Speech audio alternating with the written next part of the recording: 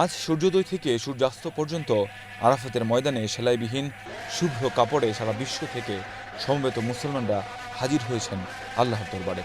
উপস্থিতি জানান দিচ্ছেন লাব্বাইক আল্লাহুম্মা লাব্বাইক, লাব্বাইক লা শারীকা লাক লাব্বাইক, ইন্নাল হামদা ওয়ান নি'মাতা লাক ওয়াল মুলক লা শারীকা লাক।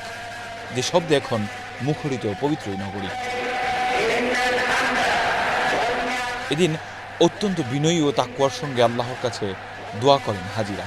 কিবলার দিকে মুখ করে দুহাত উঁচু করে চোখের পানি ছেড়ে দিয়ে আল্লাহর কাছে দোয়া করেন, ক্ষমা চান, দয়া কামনা করেন ও মনের আকাঙ্ক্ষা আল্লাহ তাআলার কাছে ব্যক্ত করেন। ইসলামের বিধান অনুসারে আজ সূর্যাস্তের পর আরাফাত থেকে প্রায় ৮ কিলোমিটার দূরে মুজদালিফায় গিয়ে রাত যাপন ও পাথর সংগ্রহ করবেন হাজিরা। 10 জিলহজ ফজরের নামাজ আদায় করে মুজদালিফা থেকে আবার মিনায় ফিরবেন। মিনায় প্রত্যাবর্তনের পর হাজিদের 10 জিলহজ পর্যায়ক্রমে 3টি কাজ সম্পন্ন করতে হবে। শয়তানকে পাথর নিক্ষেপ, আল্লাহর উদ্দেশ্যে পশু কুরবানি ও মাথা মুন্ডন করা। এরপর 11 জিলহজ 3টি শয়তানকে 21টি পাথর মেরে হাজিরা তওয়াফে জিয়ারত করবেন।